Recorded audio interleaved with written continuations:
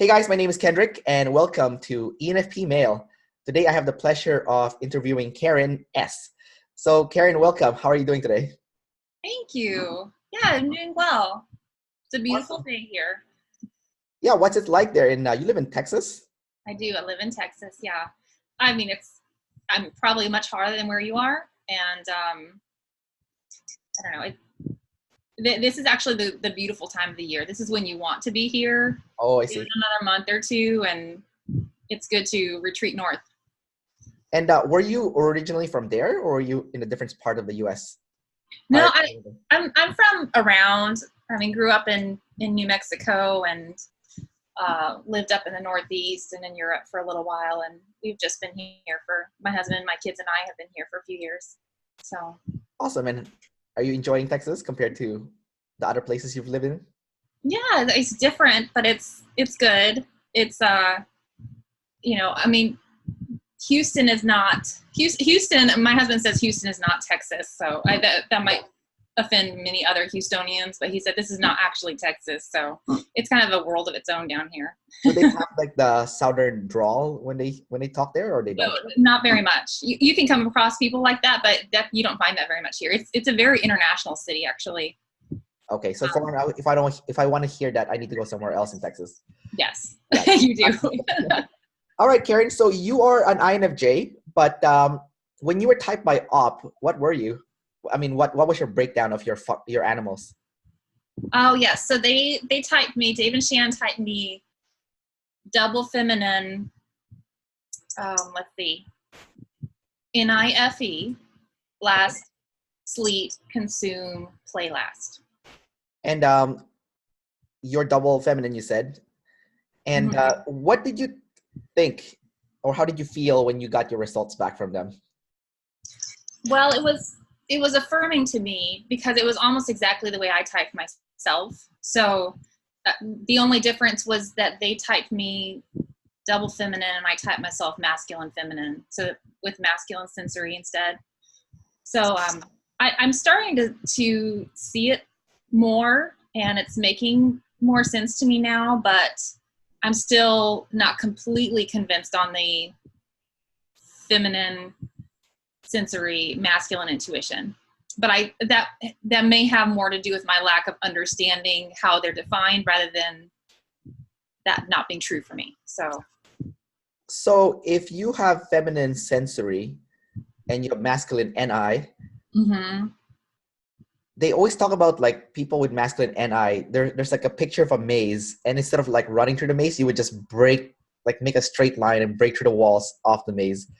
So basically, like if it's like your life, like when you have a goal, you don't even think about anything else. You want to just go beeline yourself to like to the end goal. Do you see yourself doing that with your masculine NI? If you do have masculine NI, or do you don't think you ever do that?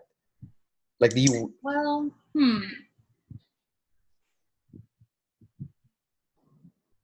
So I do see that being the case when I have a problem I'm trying to figure out in my head, where it's hard for me to put it out of my mind. So I will be there continuing to try to figure it out until I get to a place that I'm satisfied. So that could be an example of that. It's hard. Yeah, that's, I don't know that I have many good examples of it since I'm still trying to understand the way that those things are defined though. So that's what's tough about it.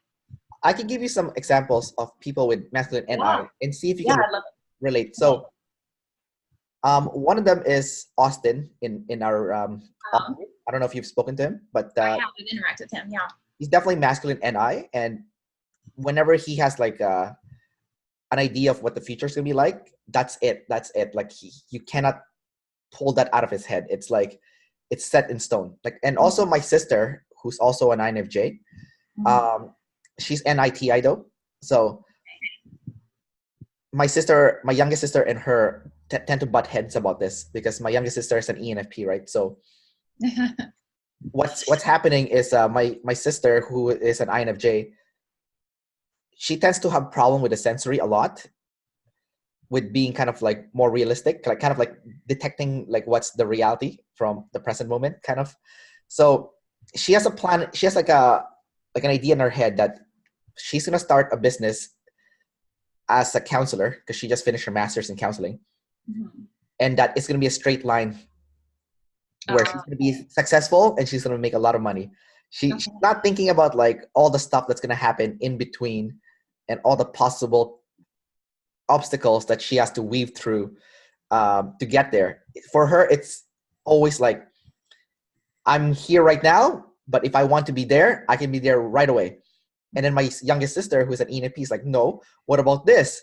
What about this factor? Or what about this factor? What are you going to do for your website? What are you going to do for your videos?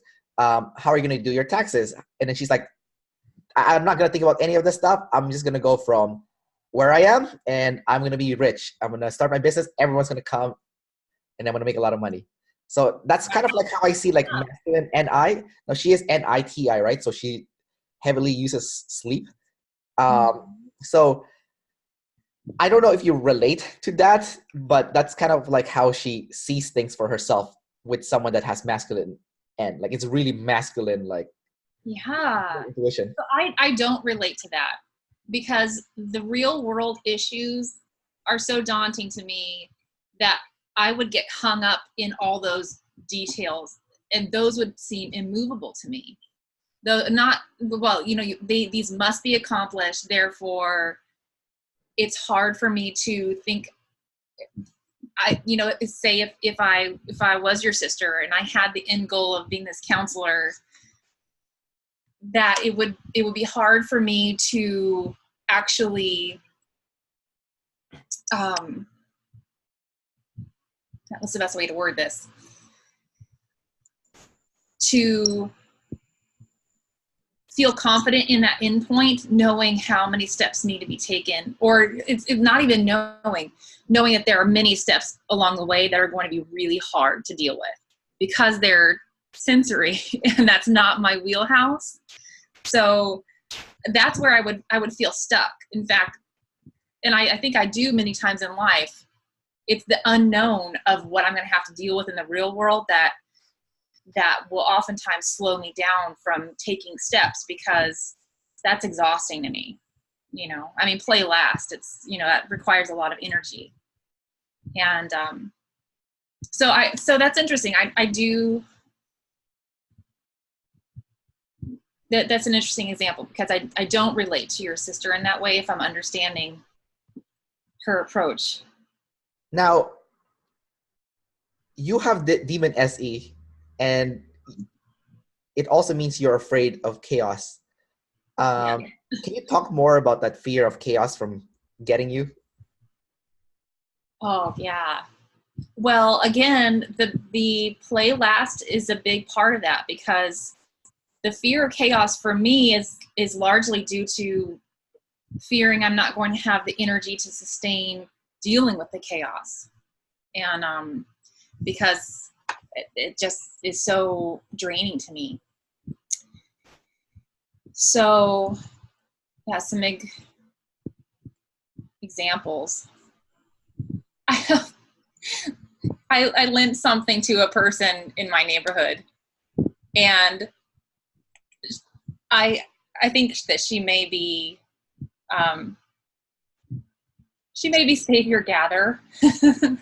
So the whole, discussing when she's going to bring it back to me. It's an item that I don't want to be gone very long. I don't want to just have it out there. Yeah. And when she's going to bring it back to me, and we've had back and forth several times, and she doesn't show up to bring it back to me, and she doesn't communicate about how she's not showing up, and then I might hear from her the next day or 2 days later, and I'm at my end with that because it feels so disrespectful of my time, and that it's such a small thing, but it stresses me out. It stresses me out that I have to deal with this over and over again. And, I've more or less concluded I'm not going to lend her anything again because I don't want to deal with that. So, it's, I think to most people that wouldn't matter, but that feels chaotic to me. that I have to keep dealing with that over and over again. Instead of we have a plan, you know, we communicated about it, and I don't have, and we follow through, and that's it. So, yeah. I mean, I have young children, so chaos is just an everyday part of life there. But that also feels like it is just life. You know, that's something I am used to with the kids, even though it's hard to deal with. But these things bug me way more than they should, like with this neighbor, because it's not something I deal with every day. And it's a tribe conflict as well. You know, the whole how to handle it in a way that is still exercising my boundaries, that internal decider, and then also not being forward thinking about how relationships are going to be impacted in the future if I really cause a problem with her over this, that sort of thing. You know, the whole social dynamic and how that's going to be impacted if I make a big deal about about her not following through with what she said she was going to do, that sort of thing. It sounds like this little conflict here, like it sounds like from the surface level, it sounds so small. Like, yeah, neighbor did not return my stuff on time. Neighbor did not communicate. Yeah, it is small. Yeah, like, no, I mean, like, neighbor did not communicate with me if she wanted an extension to borrow my stuff. At the very least, communication.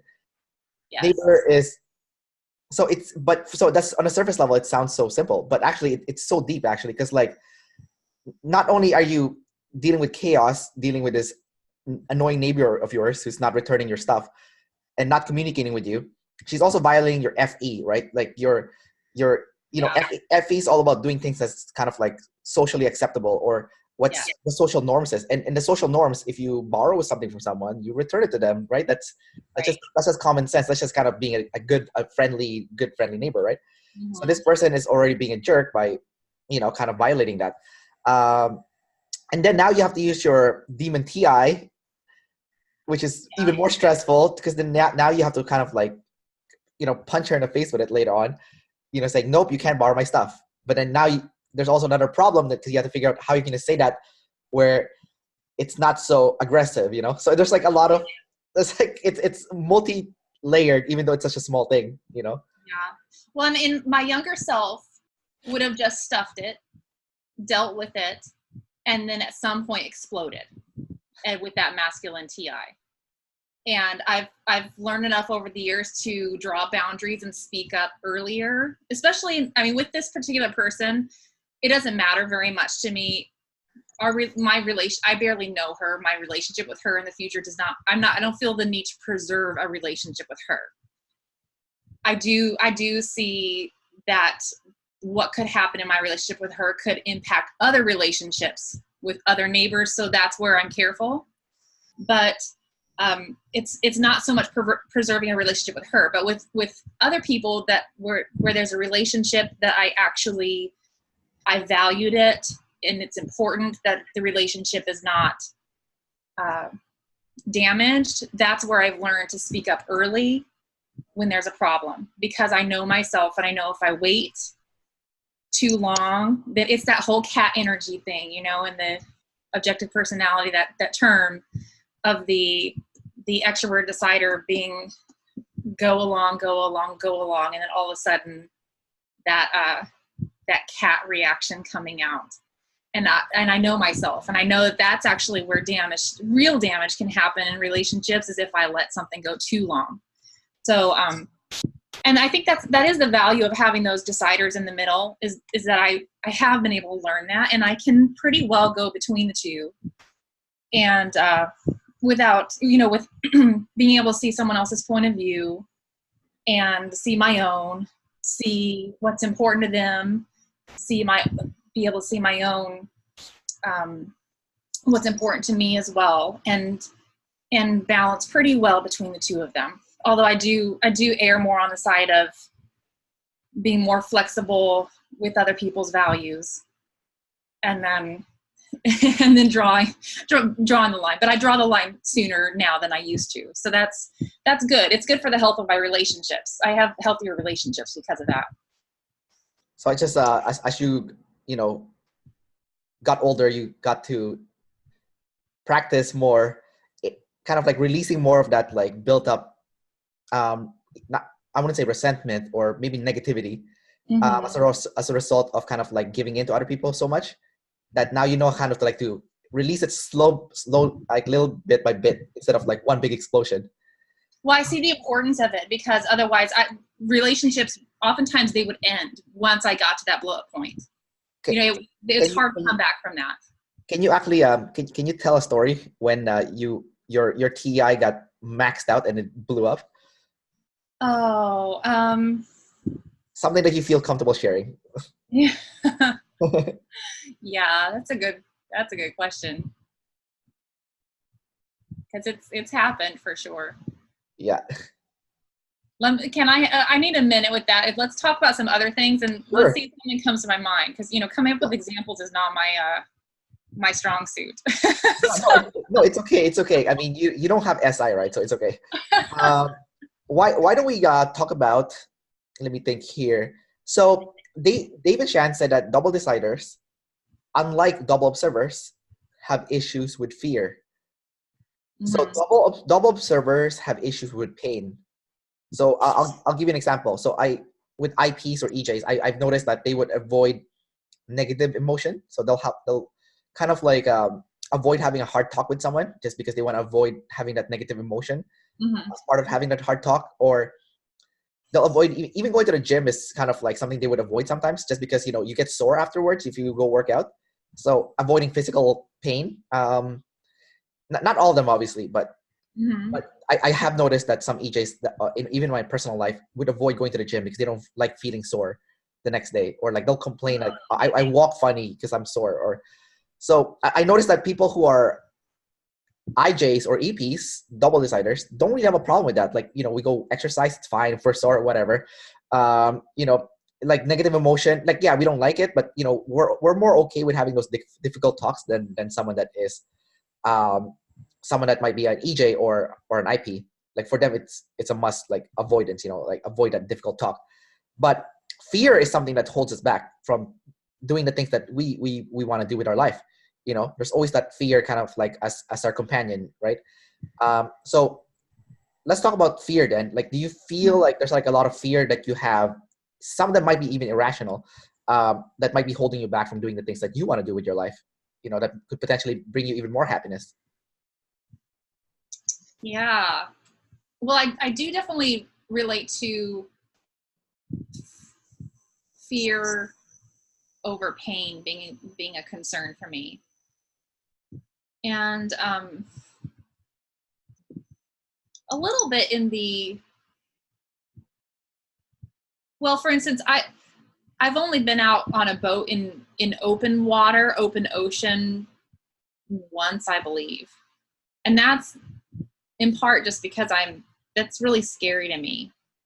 And it's a fear that at some point I plan to take a cruise, and I'm sure the more I expose myself to it, the more I'll get over it. But that's, the hearing stories of what happens, just an irrational fear of sharks, that sort of thing.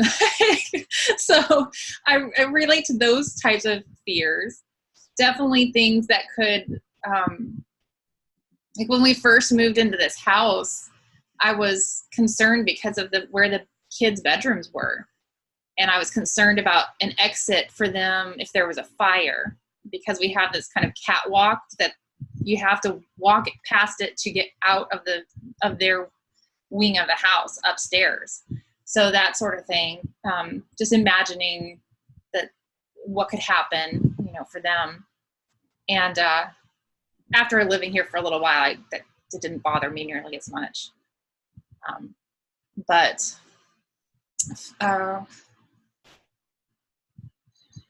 so let me ask you an easier question in relation. Okay. What are some things in your bucket list that you want to do in your life? Like, it's like, oh, I must like check off this bucket list. Like, most people have a bucket list, kind of things that they want to tick off in their life. What are some things in your bucket list that you'd like to do, but there's like a fear that's holding you back from, doing some of those things in your bucket list? So you talk about the cruise, that's a good example. But do you have anything else that like a bucket list thing that you want to do, but then it's like, oh my God, I'm so scared of this might happen, this might happen. Yeah. Well, I mean, so relating to that in the water, I would love to go scuba diving, and yet that's terrifying at the same time. Yeah. Visiting all 7 continents. Well, I guess I have 5 more to go now. Yeah. But yeah, there's, I mean, the fear of being in a country where all the food just is strange to me, and will I like it? That sort of thing. That's, I don't know that it would hold me back, but dealing with that could be a little bit of an issue. I don't know. Yeah. That's a good question, though. Let me give you an example then. Okay.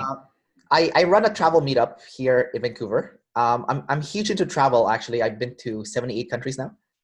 And when I was running my travel meetup several years ago, we have this guy who I soon realized is an INFJ. Mm-hmm. And every time he would come to the meetup, he was diligent. He attended every single meetup. Every single question he had was fear related. Like, I'm scared this will happen. I'm scared this will happen. This thing might happen, and I'm scared. Mm-hmm. And he kept saying, I'm scared, I'm scared, I'm scared. But he kept coming to all the meetups. But he was always scared. And he would email me so many questions about, like, just to get some validation, like he's gonna be safe, right? Right. When he needs more information. Like he needs okay. He needs sensory information to settle those fears. Yeah. Right? He was scared. He was just scared. And then one day something happened. He finally pressed that like red go button. He finally did it. He went and traveled. And now he's been to so many places, and now he's acting very cocky and arrogant because and it's like a completely different person. So I noticed that when he got over that fear and he finally did the thing that he really wanted to do deep down inside,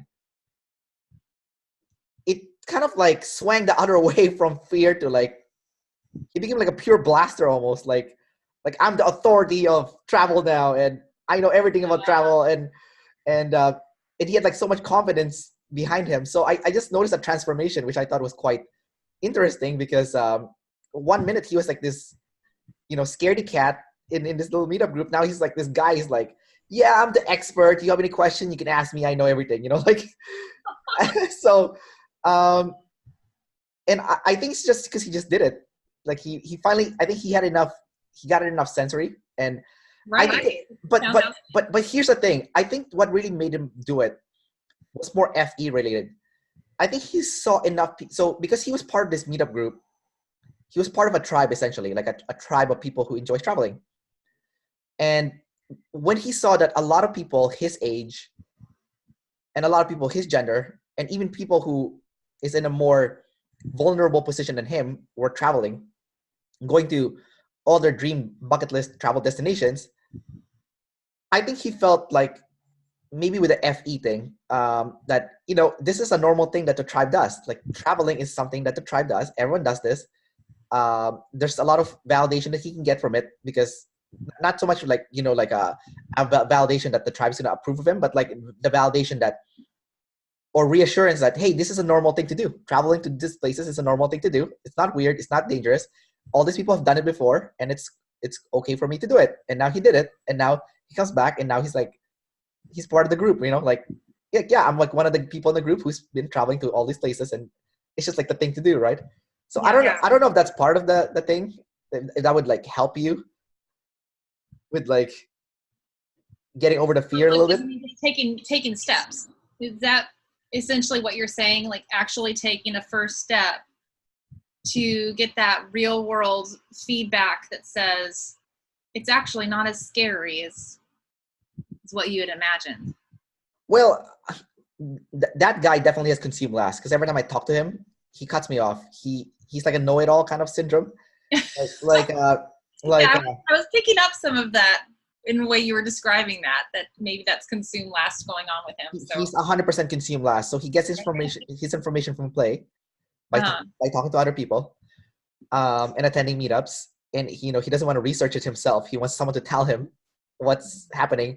But it's kind of ironic because when you try to tell him something, he's like, yeah, I know. And I'm like, then why are you asking me? Like, but but anyhow, like basically he took baby steps though. Like that's a good thing that what he did, right? Like he was scared to travel, so he attended the travel meetup first. You know, talk to people about it, see who's doing it also. And once he realized this is a normal thing, a lot of people actually do this kind of stuff. He finally said, okay, you know what? I don't have any more excuses not to live the dream or live the life that I want to live, which is go to all these travel destinations. And he finally did it. And now he's an even more know-it-all now. yeah, But he's happy though. I can see, like, for me, I see him seeing him so happy that he's finally doing the stuff that he wants to do, not letting that fear hold him back. I think that was the magic that I really like. yeah. Well, that's interesting. I'm imagining how I would be a bit different, and Yeah, I would probably spend a lot more time online, yeah, whereas he's going to meetups yes. to ping people. I would probably be spending a lot of time online, or maybe ordering books and reading them ahead of time. That's how I usually go that direction to get my information first before I go pinging people for information. Although, or passively, if I'm in a forum, I will be reading a lot of what other people have to say. So I'm gathering from them, but I'm not interacting with them. And Oh, I see, I see. until I find a point where it seems like the information I need is something that I have not been able to find, or if I'm in a particularly playful, interactive state, I'll also do this. Then I'll ping to get some answers. But for the most part, it's that one-way consumption that I'll do much more, because the interacting can be, the maintaining the interactions can be exhausting. And I think FE actually is mostly, not to blame, but the value of FE and how it's socially acceptable to interact with people is partly why I get drained by that, because I don't find it socially acceptable to ping people for answers and then they respond to me and then not to interact with them. I will do that accidentally sometimes if I forget to respond, but that's not part of my value system to not respect and show appreciation for what someone's already given me. And it's the back and forth exchange that can be really draining to me. So I will avoid actually putting questions out there because fear really is a good word for it. I fear that I won't have the energy to follow all the way through. Does that make sense? Yeah, it makes perfect sense. And I find it so fascinating because you're either just listening to someone, so it's like a one-way consume, Mm-hmm. or you're just kind of lecturing someone, which is like a one-way blast, essentially. Yeah. And that back and forth is very draining for you to use Yes. Yes. as a result. So if let's say you're going to like a big party and everyone's being rowdy and going crazy, I don't know, you probably feel so drained really quickly. Would that be? Actually, no, because if other people are providing the energy and I'm just there for it, then that's fine. Oh, okay, interesting. Okay, Yeah. so So parties are okay for you. what's that? Parties are okay then. Parties are okay, but I may tap out earlier than most people. So, it may be that I don't last very long and I end up going home. But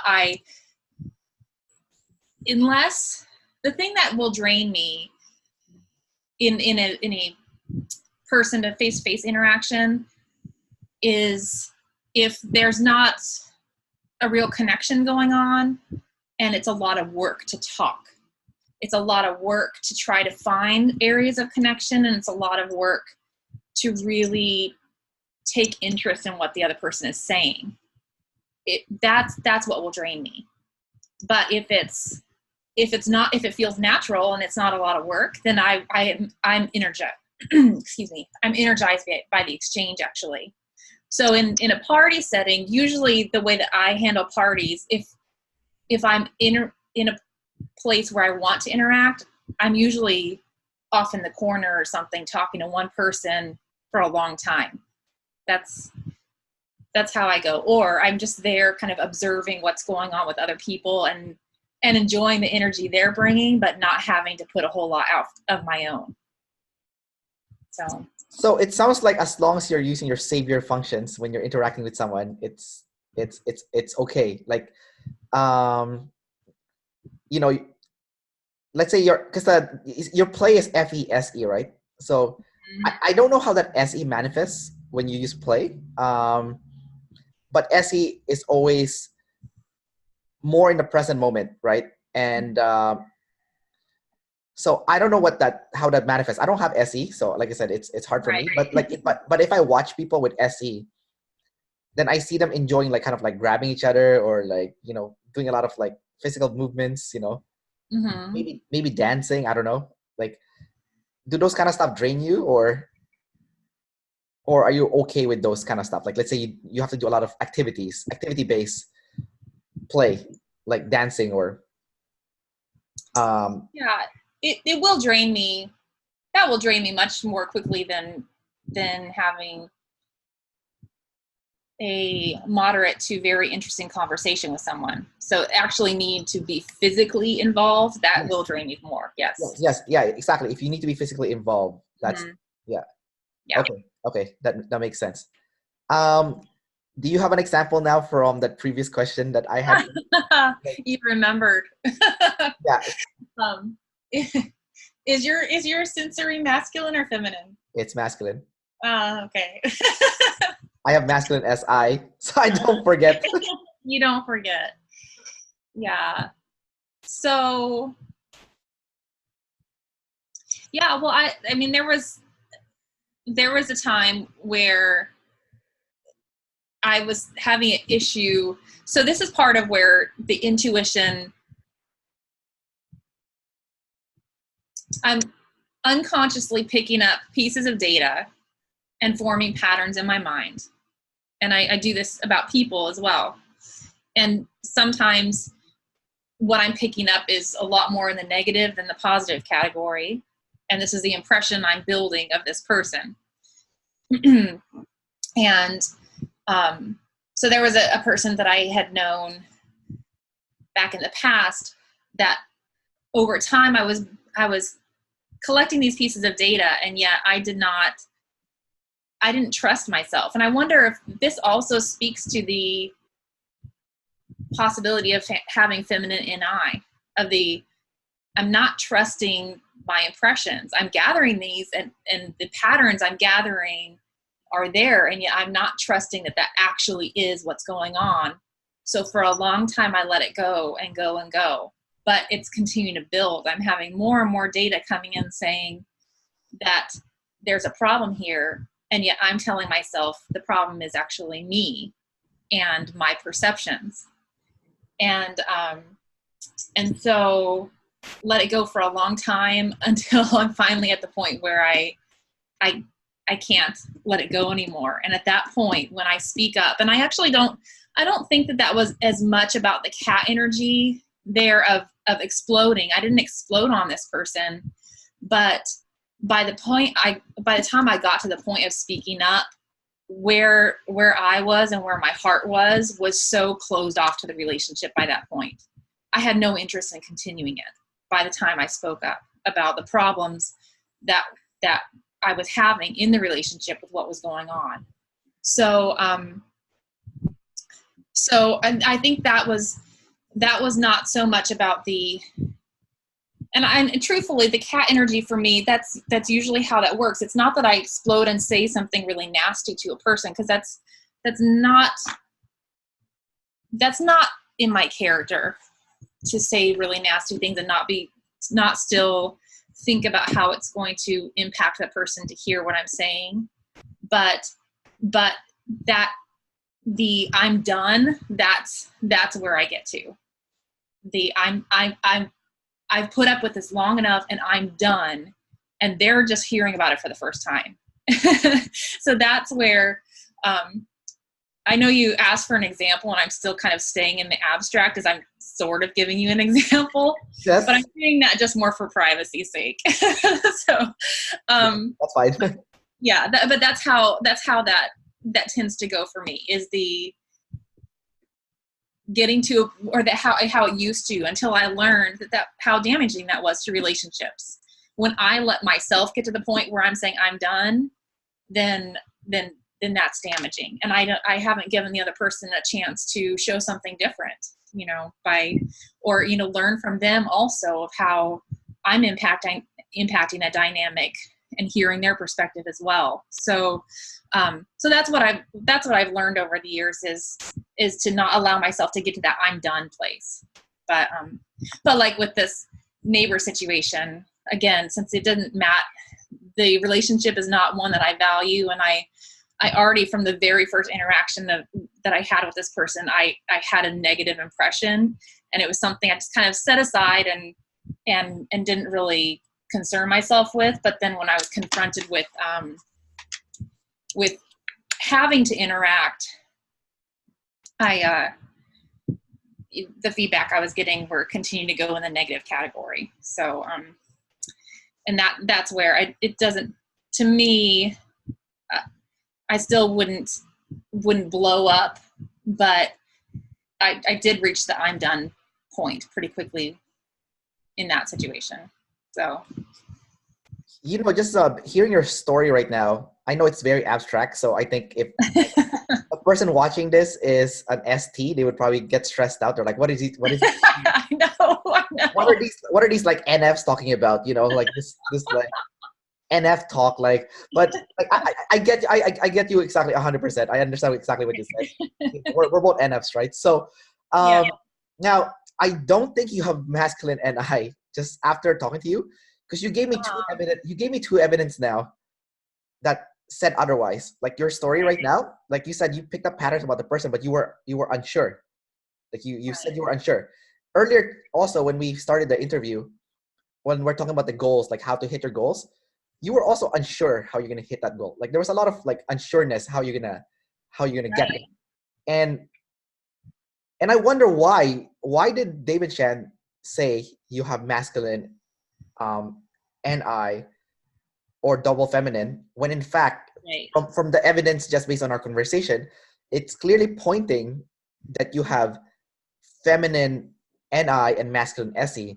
The fact that you were so concrete with pointing out some of your fears, like sharks, right? Like it was more concrete, right? Like someone with feminine SE might not be able to go so concrete in that actual like detail, what your fear is. Yours is like a shark. It's a shark, like I'm scared of a shark. I don't want to go on a cruise ship because of sharks, like open water. So why do you think they said that you, or what was their explanation why you are? Yeah, I think their explanation was more on the seeing the feminine sensory than on seeing the masculine intuition, if I'm recalling correctly. And yeah, I think I need to go back and listen to their audios again to remember why that was. I wonder if it was more based on the visual cues I was giving off of being, what is that, visual tester, than actually seeing it in the functions. That's possible. Or it could be that they just didn't do a lot of explaining on the modalities there. So I wish I had more information for you on that, but but I don't understand it very well myself. So that's why I've just been sitting with it for the last month and a half to see if it made sense to me. Yeah. The thing is, so when I'm hearing the way that that the sensory and the intuition are described with the sexuals, I hear what seems contradictory as far as for the person that has SE as masculine, or S as masculine, really, if this applies to you, that the real world is what is solid. But if so you can look at that either as it's solid, there's nothing that can be done about it, and I have to move around what's solid, or I can actually move the solid world. And I've heard it described two different ways. So do you know what's your understanding of when the sensory is masculine? Do you move around it, or do you plow through it? I weave around it. You do. Yeah. So, okay, yeah. And also I take the sensory very seriously. Like it's a demon for me, but I respect it. Like, I'll give you some examples. So, my masculine SI sometimes comes across as very controlling. Like it comes out as like a big punch almost. Like, I have an obsession with clean floors, right? So, when people come over to my apartment, I always tell everyone to take off their shoes and don't step on the floor. Okay. You know, it's like I don't want the floor to be dirty. You know, I just mopped it, and I don't want you to step on it. Put your shoes in the carpet, like in the mat, right? Okay. You know, and I also have really good memory. So like when I'm talking to people and they say one thing today, and then a few days later they say another thing, I'm like, you just contradicted yourself. A few days ago, this is what you said. Right. You know, and then so like for me, I'm very good with like that. Like it's still a demon because like, you know, I don't like being controlled. I don't like being told what to do. I have an obsession with freedom. But you know, I don't like to do like SI stuff still. Like, you know, like if I had to read a procedures manual and read it like line by line by line by line, you know, that's just death to me, right? Like that's so stressful to read like a procedures manual. But if I'm doing my taxes, for example, then I will definitely, you know, save all my receipts, and I will make sure that all my receipts are recorded in my Excel sheet that I can submit to my accountant, so that, you know, I'm not missing any key information or key details that could potentially bite me in the butt later on when should I get audited, right? So so I respect it in a sense that, okay, someone is gonna come get me if I don't respect it, so I might as well respect it. Right. So I don't know how you feel. That's that part of someone's gonna come in and control you if you haven't already respected it. If I don't respect it, like it's kind of like David Chan, they always talk about like responsibility. Mm-hmm. Like if you don't do the thing that you hate, then someone else is gonna make you do the thing that you hate. Exactly. Yeah. So you might as well do it now. At least you're doing it out of your own choice, your own effort, as opposed to it coming as a tidal wave because it was forced upon you because you're trying to avoid it. You know. So you have SE as your demon. It could be or could not be masculine. Based on the way we're talking right now, it sounds masculine. Like you're respecting kind of like that chaos that could potentially come to you. Although it's still a demon, because some of them is a little bit far-fetched. Like a shark attack is very improbable. Like if you look at statistics, it's very improbable, right? But it's there. Mm-hmm. They can attack you still, but it's improbable. So right. you respect it, but maybe you respect it too much that it's affecting you in a way that it's causing inaction almost to like bring happiness to your life. Like do the thing, like let's say go on a cruise, for example, you know. So that's why I'm kind of like entertaining the idea that you could be masculine SE and you have feminine NI. And that's why I kind of wanted to ask you more questions about this, because what is your learning? How do you learn best? Are you good at learning from hearing people talk to you about this kind of stuff? Like, do you pick up things from the way you hear? Like, if you listen to an audiobook, do you learn well that way, or do you prefer another method of learning? Yeah, no, I would say between the two, I learn better through audio than I do through visual, but I'm able to learn through visual as well. So if I mean, my life right now, it doesn't afford for a lot of watching videos. So for instance, the OP class videos, I do a lot more listening to them than I do watching, just because I'll have them nearby playing while I'm doing other things in life, whether it's driving or dishes or just kind of taking care of the kids, whatnot. So, and you know, sometimes I'll have to play it a couple times to make sure I get the content, because I've missed something important that was on the screen that, you know, it was very telling information. But so that's how I think I learn more through audio. But if I'm able to just sit there and actually watch a video, it's helpful for me as well. And that doesn't feel overwhelming to me to have that visual input as well. So I don't know that those are actually, I don't know that my learning style is it tells a whole lot about that. But that begs the question whether the learning styles actually belong being attached to the you know, the genders. And that I know that's the way where Dave and Shannon are with it right now, but I do question whether they actually do belong tied together or not. Is that making sense, what I'm saying? The what you just described is exactly what I do, by the way. I have my laptop on and it's playing Dave and Shan on the background, and I'm in the kitchen washing dishes or cooking something, and I'm just listening to them talk, and I'm learning very auditory. Right. So you're doing exactly what I do, which tells me you might be masculine, feminine. You talk about the visuals. You said it helps, right? It's not mandatory, but it helps. You like to have it there, but it's not mandatory. Yeah. And I do the way you learn is exactly how I learn. Now, are you very hands-on with learning also, though? Like, are you good with like painting or pottery or like repairing, you know, electronics or something, like more hands-on stuff? Like, are you good at that stuff or not so much?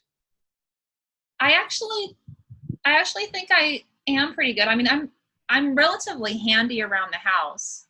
I'm not afraid of mini house projects, you know, using power tools and that sort of thing. I'm not afraid of them. But I do spend a lot of time trying to learn the subject before I ever put my hands on something. So that's where what is that, tester or is that kinesthetic? I don't know which one that it is not, but I will spend a lot of time researching how you do this particular technique or how you do this repair before I ever put my hands on it to try it for myself. Sorry, my phone was vibrating. I had to turn it off. So that sounds like kinesthetic, what you just described. Okay. So it sounds like you're audio kinesthetic, actually. Wait, so the kinesthetic is where you will learn by doing, correct? Yes, learn by doing, exactly. Right. Yeah, so what I'm saying is I'll spend a lot of time trying to learn, for instance, be online researching how to, what's something I've done recently? I don't know. How to use this particular painting technique or whatever for doing the ombre on the walls. I will spend a lot of time researching that before I actually start doing it myself. So I'll research it, then I come up with a plan of how I'm going to approach it, and then I will actually start working with the paint. Yeah. Whereas I do exactly what you do. Like, I do that too. Okay. Yeah. So that's where I'm wondering then, the kinesthetic part, where is that coming in? Well, after you've done the research, it's time to do the kinesthetic stuff. Like I work. Whereas someone else, so what would be the opposite? Someone who does that, who just puts their hands on something immediately, and that's how they're learning. Well, I don't have that I don't have kinesthetic first, so I can't you know, I don't want to make an assumption how it works just because I don't have it first. So someone that has maybe a double masculine might be able to explain that better. Okay. But, you know, like all I can say is that, like for me, like I work in the fitness industry, so there is definitely a lot of movements involved. But I'm not gonna do the movements first. I'm gonna go watch videos on it first. See how it's done before I do it. But I did notice like people who are double masculine, like who I work with, that I perceive as double masculine. I could be wrong, obviously.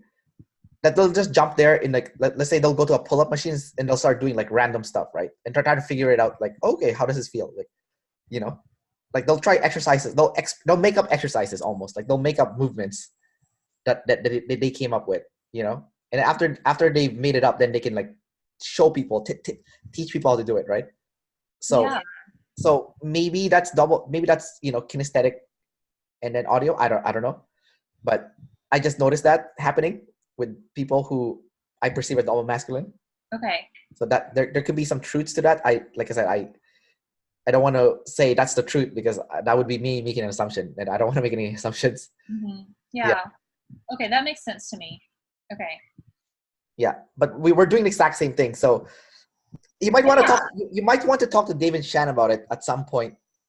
And Well, I sent an initial email back just saying that was the only thing that I wasn't sure about, but I having some time spent, I'll still give it a little more time to see if and again, I think it's my needing to understand the definitions better and see how they line up with my life. Then I think that's where the missing piece for me right now is not being completely certain that I actually have the definitions correct.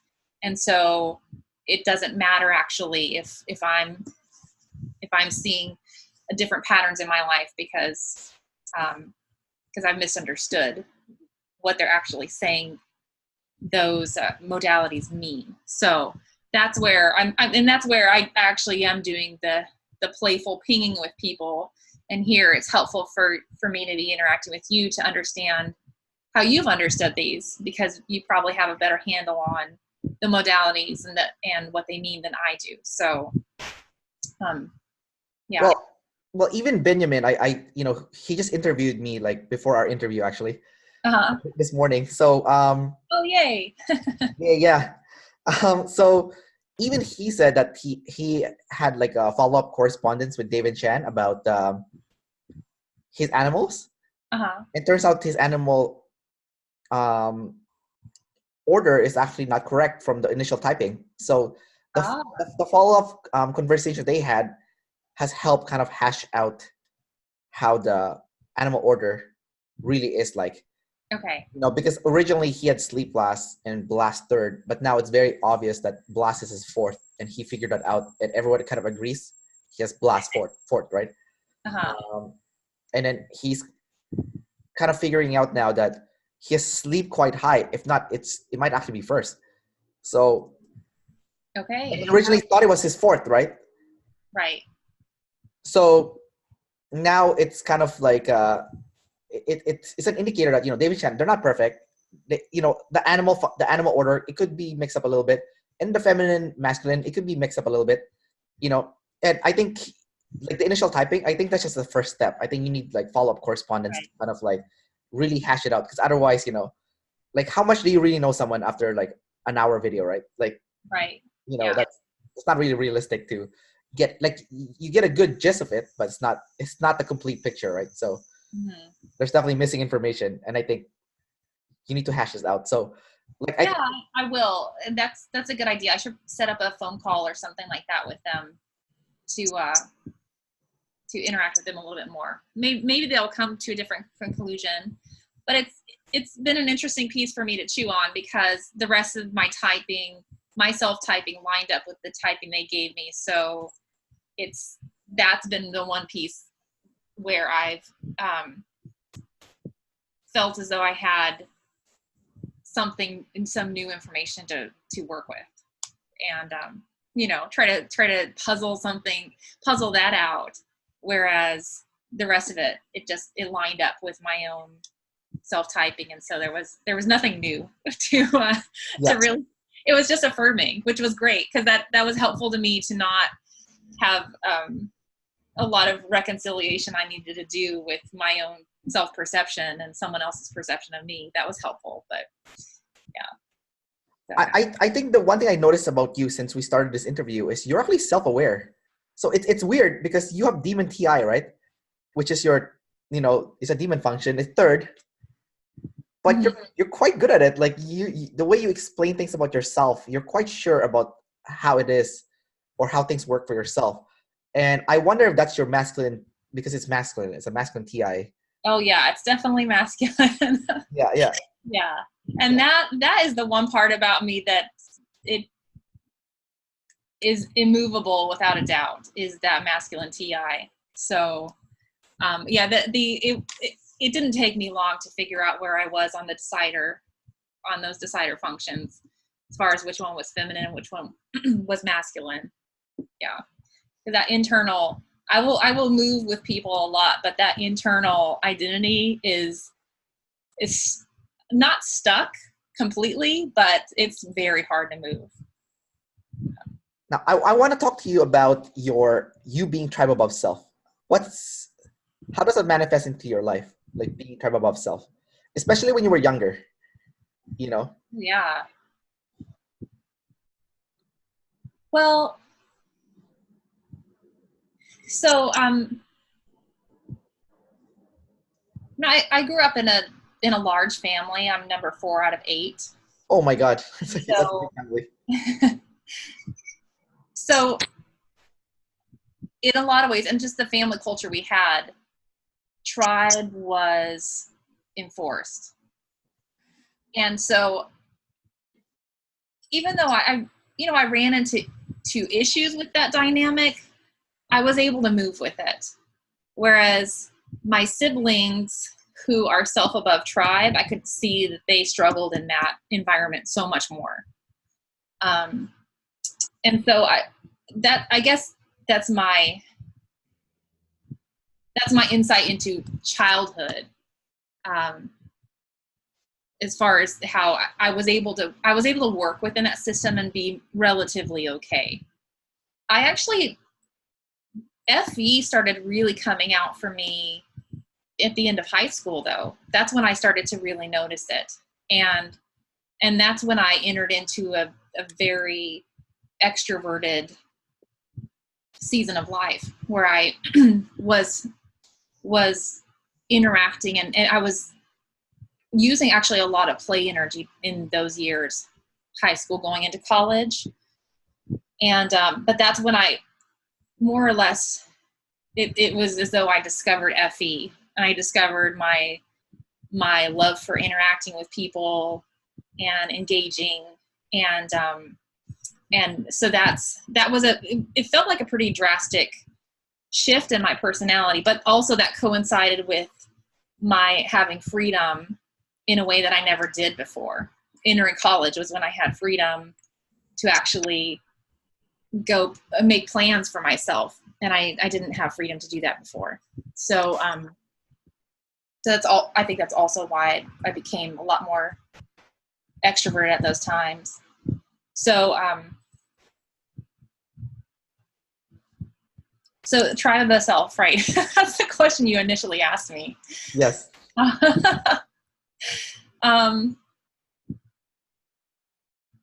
Yeah, that's what I would have to say about childhood, is just that I was able to work within that system. Yeah. But tribe above self today, I think a person looking from the outside would have to dig. They'd have to dig more deeply to see that I'm tribe above self today than you would have up until I was about maybe early 30s. I'm in my late 30s now. Before that, it would have been very obvious.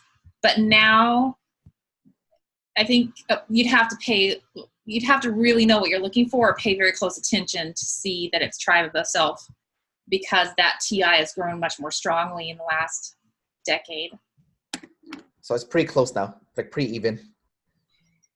It is, but the TI is always serving the FE. I see. It always is. Yeah.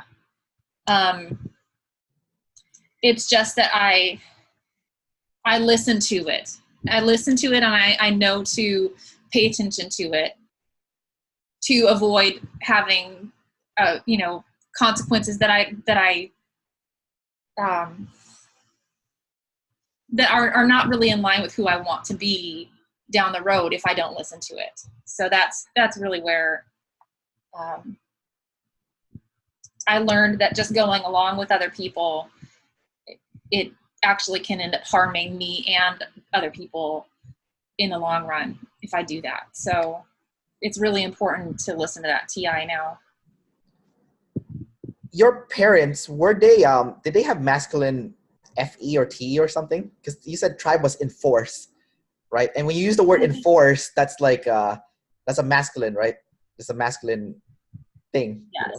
So the enforce T or FE, would you say your parents was like some form of ENTJ, ENFJ, or ESTJ, or ESFJ with masculine FE or T? Yeah, that's an interesting question. Well, what I would say to that is, so I feel pretty certain about my mother's typing, but I'm not certain about my dad's right now. What do you think your mom is? What's that? What do you think your mom is? Probably SIFE, but I think that FE is feminine. Yeah. Oh, and but this is an interesting thing.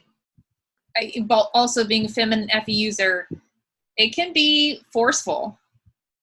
And an example of this is an exchange I had with my husband last night where someone had asked us for a favor, and I was okay with doing the favor. He was not okay with granting this favor. What is your husband's type, by the way? I think he's T and I, masculine TE. And ENTJ? and so, because it's violating those tribe values to not, if we can do this favor for someone, why wouldn't we do it? Yeah. And it's all a part of being a good contributor. You give and you receive, and you don't expect to receive from outside if you're not willing to give, that sort of mindset. So, I eventually let him have his way, but I really gave him pushback about it, about the values there, that it was important. So the feminine FE can be still forceful and pushy about the values. So I say all that to say, I'm pretty sure with my mom that's feminine FE, and with my dad that, I don't know, it may if it's FE there, I would say it's feminine as well, even though it would be a demon. But that forcefulness of we're all nice to each other, if that makes sense. Like we all are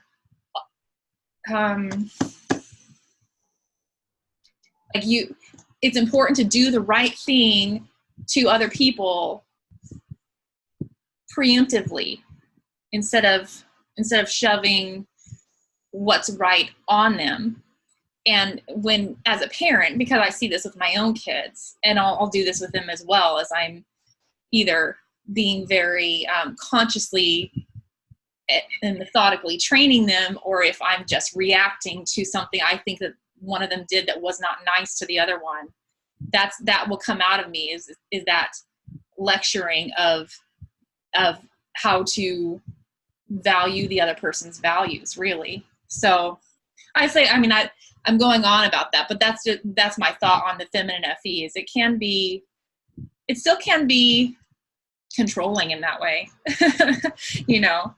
So it seems like I'm picking up two different things here. Like when you were kind of teaching your kids to value the other person's value, mm-hmm. It's almost like you were trying to teach the other kid to value the other person's identity. So it felt more TI when you said that.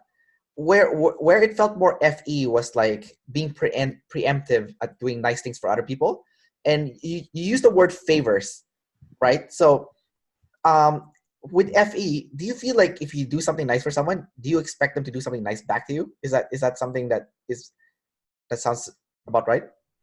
Or Yeah, probably a younger self of mine would have.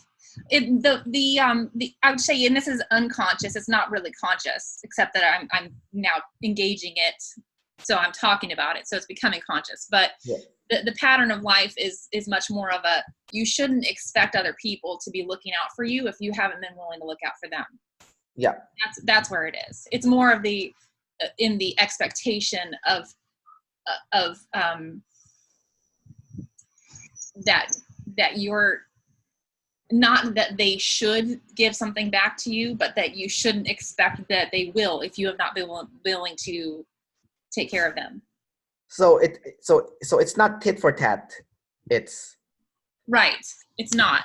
Although that Enneagram 2 in me, do you know this? Oh, that Enneagram 2 in me it comes naturally from that mindset. You're familiar with Enneagram, correct? Okay. Yeah. So that's my core type. And so that's something I had to really learn is the doing things for others, not as a way to get back from them, but just out of having more pure motives for why I do what I do. Yeah. You don't seem like a Enneagram type 2 to me. You seem like a type 5 because you're you're extremely secretive and you love learning, and those are like all aligned with type 5. Like you sound like a type 5 wing 6 because you were talking a lot about fears also. So wing 6 has a lot of like, trying to be safe and make sure that, avoid any negative thing from happening to you or anything bad from happening to you. Yeah. Well, 6 is in my tri-type. 2, 9, and 6. And when I first learned the Enneagram, I first landed at type 4 because I do have a lot of type 4 in me, but and then spent some time at 6 exploring that. And it was, I was continually to uncover layers that were underneath as far as, there's a deeper motivation underneath that one. There's a deeper motivation underneath that one. And for 2 years now, I've been at type 2. And not to say that I won't cover another layer underneath there, but that's the, so I think I would say a lot of my fears, because I do have those, I do relate a lot to type 6, but a lot of my fears are, they are related to people. They are what's, yeah, I would say that they're relationship fears. Yeah. But that's where it's a little bit tricky, and why I think it's helpful to have different systems overlaying on top of each other to understand how they flavor each other. Because a type 2, but NIFE usually is going to present very differently than a type 2 that's FESI, and yeah, that's interesting about the type. That I'll have to think more about that. I think you're probably picking up a lot of TI if you're guessing type 5 for me. I think I'm wrong actually. Based on what you just said, I think you're type 4 wing 5. And I think you were spot on. That's where I landed at the very beginning when I first learned. I think you were probably spot on the very first thing that you figured out. Like it's you don't seem like a type 2 to me. You sound like either a 4 wing 5 or 5 wing 4. That was like kind of like my initial guess. But then when you were talking about a lot about fears, that's when I brought in the 6. But my initial gut told me like there was like a 4 and a 5 there happening for sure. Yeah. And then 2 might be a try. Like I don't know. Like I said, but that's just kind of like what I was picking up earlier. Yeah, that's interesting. You know what? I may return back there. What I do know is, do you receive the any thought of the day from the Enneagram Institute? I think I used to. I stopped reading them. Okay. Yeah. Well, I you can pick 2, and so I currently I'm receiving type 2 and type 4. Yeah. And it's about 50-50 where both of them I relate greatly to. It's about 50-50 right now where I'm relating more to the thought for the type 4 than I am for the 2. But all I can say really about that is that I spend a lot of time on that line connecting 2 to 4. That's what I know definitively right now, and which one is actually my anchor point, that's up in the air. But I continue to go back to type 2 and say I think it's that fear of being unloved that is really at the core there. And there's a lot you can do to overlay that and to where it can look different, but that is that primary motivation is to be loved. You know what's tricky though is the type 4's this, what do you call it, stress type is a 2. So when a type 4 becomes stressed out, they become a type 2, right? Well, when a type 2 is growing, the growth path, it's a 4. So 2 and 4 is actually very interrelated together. That's why it's super confusing, because it could go either way for you, right? Yeah, although that so more recently there actually being the path of integration and disintegration has been thrown out for the large part. As I understand it, that was something that Claudio Naranjo was playing around with at one point, and it just stuck as though it being gospel truth. And the arrows were drawn that way and all of that. But that it's for the most part being done away with, as though we grow in one direction and we disintegrate in the other direction. But that from what I hear from most teachers nowadays is teaching that you can go to the high side or the low side of either one of your connecting points.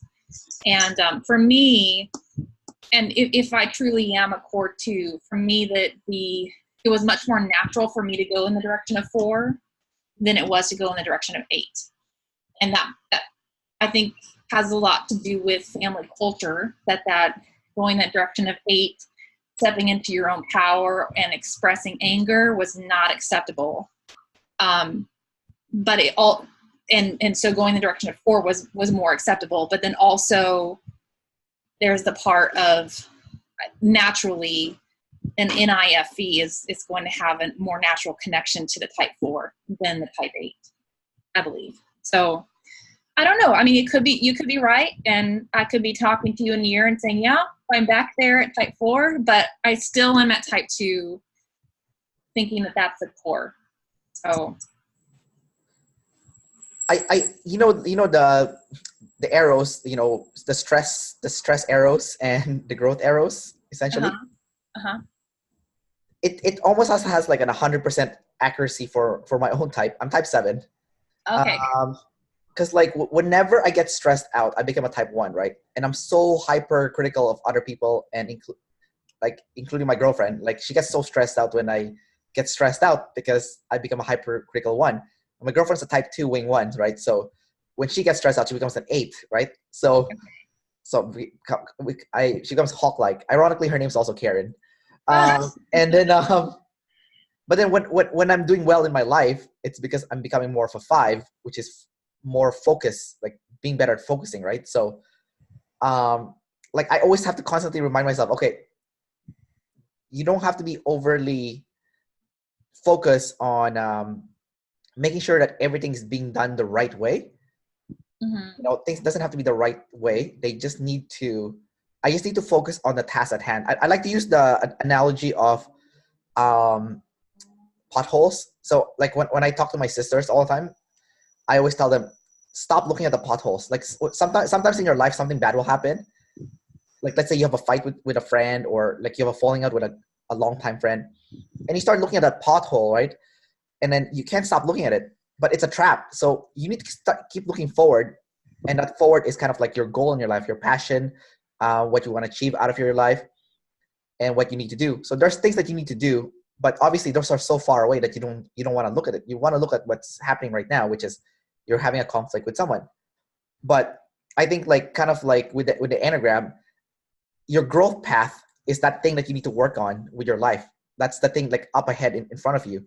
while Yeah. the stress type is kind of like that pothole that you're staring at when it's not really helping you, but you're obsessing over it because it's so shiny. It's like so hard to ignore, right? But like you have to use a lot of willpower to kind of just ignore that thing because that's not serving you in any way. That's actually messing up your life in anything. you know like many times in my life I looked at a pothole when I shouldn't have. Like, for example, I had a longtime friend and he kept lying to me and all my friends. So naturally, my natural inclination was to confront him about it, and that destroyed our friendship altogether. Like a 20-year friendship was just destroyed in just like a blink of an eye. What I should have done was I should have just taken a step back, maybe use my sleep. I have sleep last, right? Take a step back, okay, and be like, okay, you know what?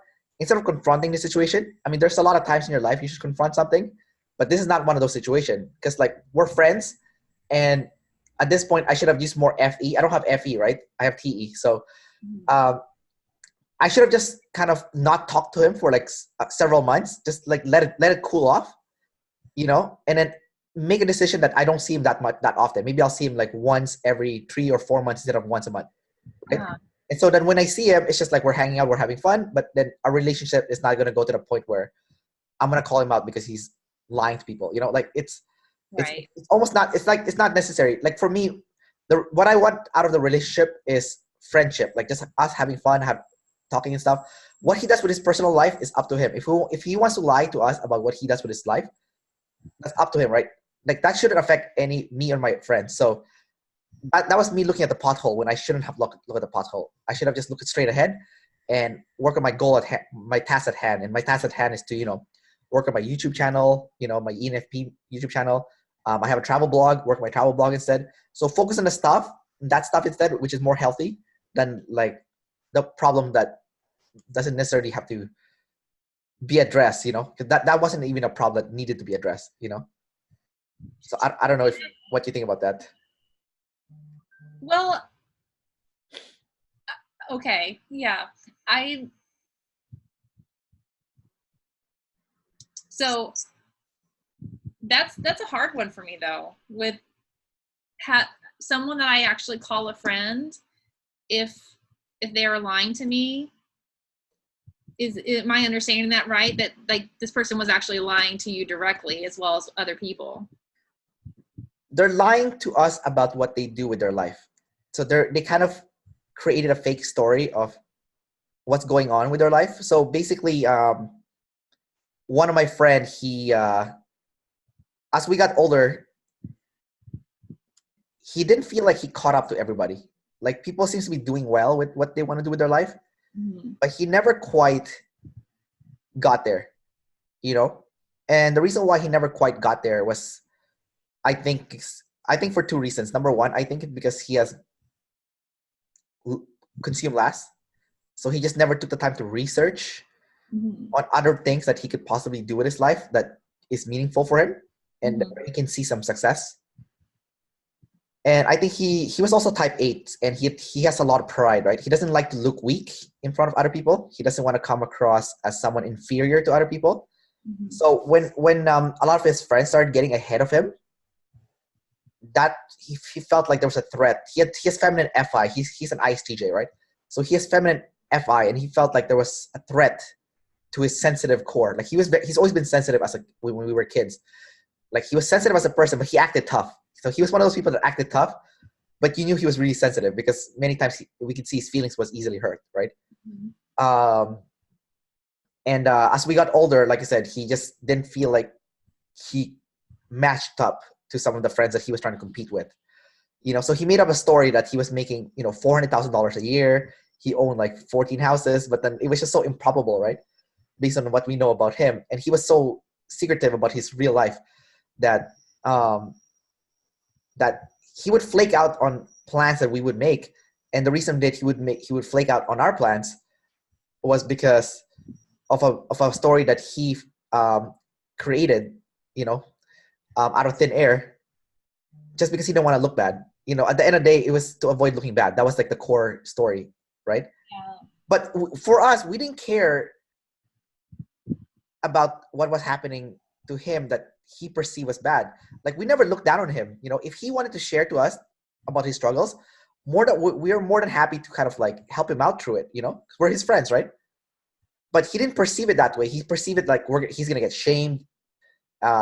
He perceived it as he's gonna look weak, and he can't be weak, and he can't be shamed. Therefore, the best course of action was to make up a story about his life and to start screwing people over Yeah. to protect that feminine FI that he has, you know. And I thought it was a shame, you know. We're friends now again because I extended like a piece, like I don't know, An olive branch. an olive branch, right? Like just like a week, like literally like just a few days ago, I extended an olive branch. So I haven't seen him in a year, and he actually showed up to my birthday party that I invited him in. But he was shaking. He was really scared when he went.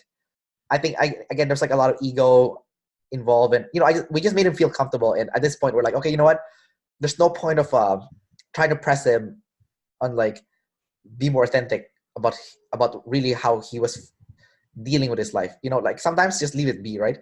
Mm-hmm. If like we shouldn't meddle in other people's life to begin with. Like if he's ready to talk about it and he wants to seek out help, then that's when we should help. We shouldn't try to help him when he wasn't asking for it. You know what I mean? Yeah. Yeah. So to me, it sounds like there's a difference, perhaps in what you're describing between meddling in his life and in his business and having boundaries for your own relationship. And maybe that's where initially hearing the story and hearing you have a friend, a longtime friend who is lying to you. To me, that's a value violation. And it was, yes, 100%. It would be hard. It would be hard for me to actually call someone a friend when they're doing that. So if I'm understanding you right, the difference being between allowing him to be where he is, because if you're able to see, hey, there are a lot of reasons why he's doing this, and it sounds like you know very well, or you're understanding very well the history and the why, and realizing it's not actually about you.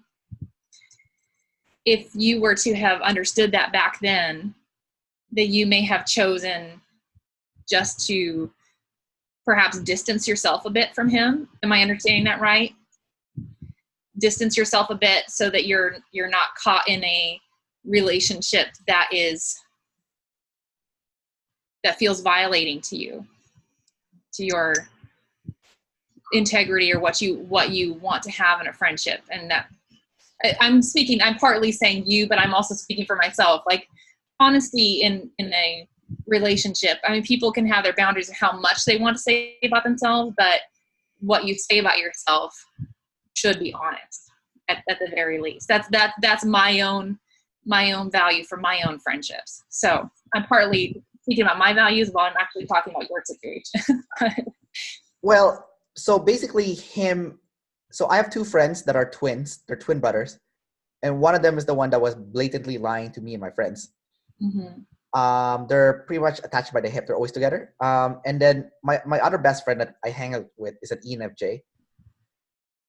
My ENFJ friend is very high socializing person. Like he might be lead play. He probably is lead play. So for him, social interaction and hanging out together is the utmost importance. Like for my ENFJ friend. Mm-hmm. My friend who was blatantly lying to us, it's very obvious that not only does he have consumed last, he definitely has sleep first. He's definitely always conserving his energy. So that already conflicts with my friend's value of let's always hang out together. We have a good time hanging out together. Let's keep doing it. My other friend probably does not want to hang out as frequently as the other friend, but he almost feels obligated to say yes. So he says yes, but he flakes out when it comes time to hang out. Now the problem is the flaking out because we're in our mid-30s now, right? Like we have like my friend has fiance that he has to spend time with. They run a business, and it's a big business too. It's like they make a lot of money in their business, so it's a very busy business that they're in the fashion industry. and I have a day job, I have a girlfriend, I have travel blog, and I have this ENFP mail thing happening. I'm doing a lot of things. I'm juggling in my life, right? So for me to kind of set aside time to see him, my friend who flakes out on us and lies to us, that's a big deal. Like, you shouldn't flake out on this because we set aside time to see you. Like, that's how important you are as a friend. Exactly. So to us, if he had said no initially, that wouldn't be a problem. Like, if he said no. So for me, that's my perspective. But like my other friend's perspective, no is not acceptable. Okay. Because for him, he's an ENFJ, so the tribe is everything to him. Right. Right. So there's like definitely a lot of conflict happening between a lot of people. Now, I have feminine FI, right? So I don't care looking like the bad guy. Like, with my group of friends, I oftentimes take the role of the bad guy. Like, if there's someone that has to say something that has to be said, that no one wants to say, it's like the elephant in the room. Mm-hmm. I'm that person that will say it. Okay. And for me, I don't care if I'm the bad guy. I really don't care. Like, so I'm more than happy to come up and go there and tell the person the truth, like what they need to hear.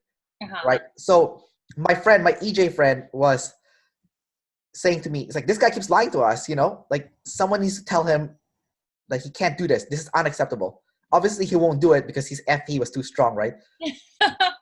So he got like me. You were the one. So I did it. I told my friend, the ISTJ,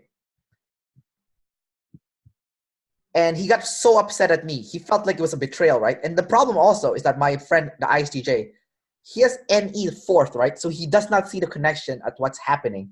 He only sees the surface level things, right? Mm-hmm. So if you only see the surface level things, then you can't make a connection that, hey, you know what? Kendrick doesn't have a track record of blatantly screwing people over without a reason, or saying bad, mean things to people without a reason, right? Mm. This other guy, my ENFJ friend, he does have a track record of being a jerk, right? A huge track record, but he's not looking at that, right? He doesn't look at the connection because he has that N last, right? So when I said that to him, he put all the blame on me and he completely lashed out on me. And he's still friends with the ENFJ friend, which I find very ironic because he was the one that caused it. The real problem was actually between him and my friend, not between me, right? Yeah.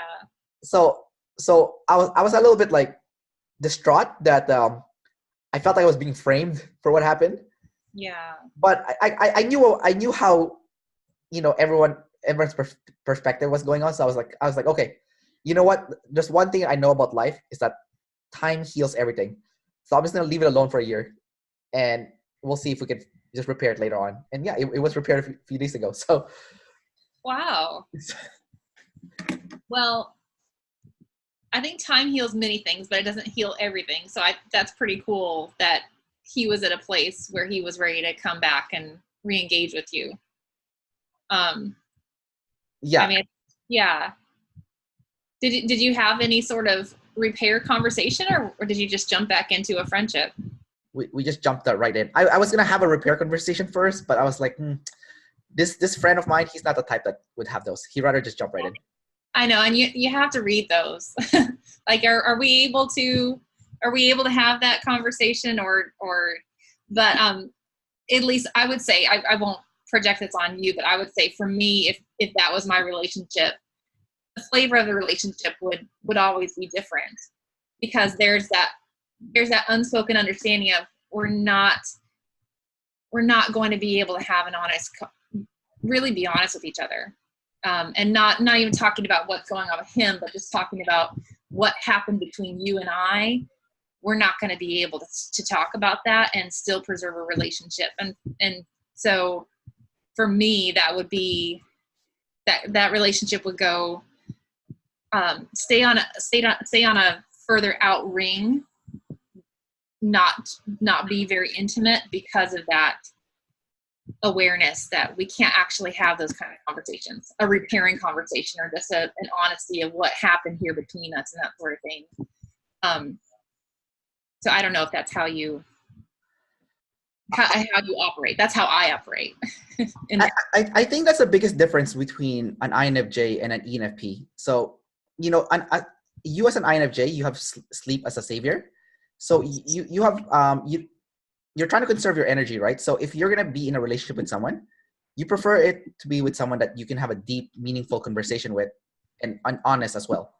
Then Oh, then people that you can have, you know, more superficial conversation that just doesn't really bring anything to the table. You don't learn anything new, and you're not really building the deeper bond, right? Because it's quite superficial.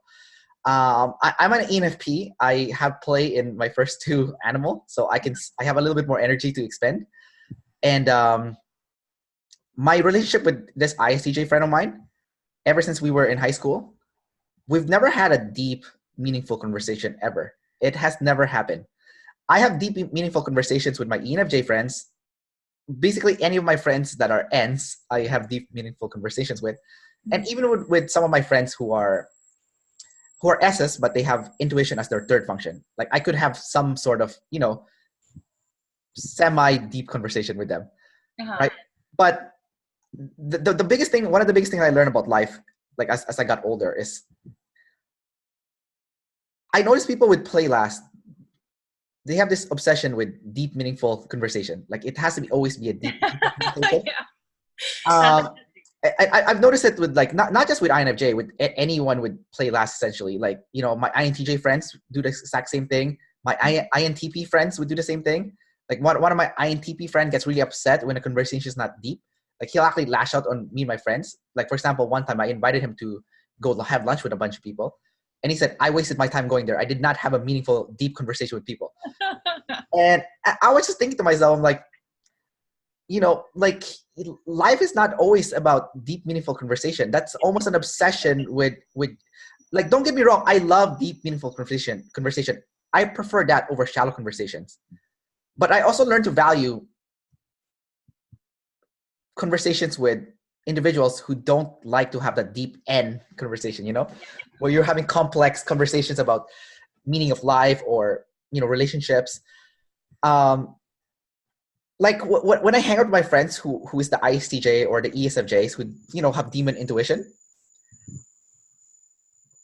I can be in a moment and just be an idiot. And there's something about that feels really good. Like it actually takes my mind off like the deeper stuff in life that I have to deal with. And in a way it kind of feels a little bit therapeutic, you know? Like so and like I look at those friends of mine who are not, you know, intuitives, and they're kind of just living in that sensory world all the time. And there's almost like a sense of bliss in that ignorance, you know, like you don't see what's happening, you know, in the future, like ahead of you. You can only see what's happening right now. And there's a sense of bliss. Like they just look so happy, you know, like there's like it's almost like, you know, purposeful ignorance, you know. And sometimes it kind of makes me like think to myself, I'm like, okay, what if like I'm never gonna be like them. I'm high intuitive like you. Like we both have intuition first, right? But what if I bring a little bit of that to my life? Would that affect me more in a positive way? Maybe it will make things a little bit lighter as opposed to always something deep and heavy. right. You know, like maybe if I'm driving to work, I can look at the trees, and that's enough for me to be happy. I don't need to have like a huge criteria for happiness.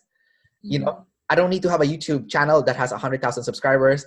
I don't need to have the perfect relationship. You know, like it's okay. You know, like just looking at the surface. Like I'm just sitting here eating lunch with my friend that I've known since I was, you know, like a teenager, and that's okay. You know, that's okay. That's enough. You know, and I think that's kind of like one of the big things I learned is that is that it's okay to have those like not so deep conversations. Yes. And well, I'm guessing you have access to that much more readily than I do because your play is a savior. That is something I'm learning as well. And I do value, especially being with lead SEs, because of their ability just to bring me into the present moment. Yeah. And have a good time. And not that that's a gift of every lead SE, but it's something that just comes so naturally to them for the most part. Lead NEs as well, you know, an ENTP friend of ours is is a person I just enjoy being around. I mean, the conversation is interesting, but it's just also very playful. And I being with people who have savior play is great for me because it brings out, I want to play. I actually do. It just, it's hard for me to bring it up on my own. And especially if I'm just responding to someone else's energy, it's a lot easier than if I'm having to be the one to bring the energy. That's where it's hard. So, but yeah, I think that's just having, playful banter or conversation that it's not quote unquote meaningful. It is totally therapeutic. I get that. I get what you're saying there. And I want more of that. I need more of that. And yet it's a lot of work to get there, to get over that hump, to actually have that. Hey, I've been enjoying this conversation so much. I had no idea what time it was, and my kids had just gotten home, and I realized I need to go pick up my daughter. So yeah, sure. We can wrap it up. Okay. Yeah. All right. I've lost a grasp of time here. So. Yeah. No worries. No worries. Well, we'll just wrap it up then. I mean, I had like some other stuff I want to talk about, but maybe we'll do it in the future. Yeah, I'm sorry. I wish I had a lot more time to spend hashing these things out with you. Yeah. So, Karin, do you have any final message to any INFJs out there who's trying to figure out how to use their SE more, just from your life experience? As you've matured and what have you learned about using your SE more? Oh, yeah. Well, that's been one helpful piece with the feedback that Dave and Shan were able to give me, because a lot of the struggles I was expressing in my typing video to them were in the chaos in the SE realm. And so their feedback for me has been helpful. And so I've been working with that, and that's that it's in slowly exposing myself to more chaos in the real world. Because I would have these tidal waves, I guess you could say, where I would know it was good for me to take on more. And this is also the play last. So not all INFJs are going to relate to this, especially if you have higher play. But taking on more in the real world, and then I would do that and I would drain myself. And then I would fear doing it again. I would fear taking on more in the world, saying yes to more, making more commitments or being more socially involved or whatnot. And so I see now that was part of my mistake, was trying to do this in a big wave rather than in just exposing myself to a little bit more, expanding my boundaries out a little bit further. Or I guess you could even say retracting my boundaries a little bit more at a time. So I can slowly see, I can take on more, I can expose myself to more chaos, and I can be okay. But not trying to do it in too big of chunks, because then I'd have that fearful retreat where I think I can't handle it. So that's what I've been working with recently, is slowly exposing myself and realizing I can handle that. I'm not falling apart just because I'm expending more energy than I normally would, or I'm having to be present to the outside world more than I naturally want to, and I'm okay. I don't need as much introspection time as I thought I needed. I actually can be a healthy person with a little bit less. So that's my thought. All right, Karin, thanks for that final message. That's definitely awesome. I think a lot of INFJs with low play would definitely be able to resonate with your message and practice a little bit more of that SE. Yeah. Yeah. Thanks for doing this again. I'm going to hit the stop button now for the recording. All right. Thanks, Kendrick. It's been a pleasure.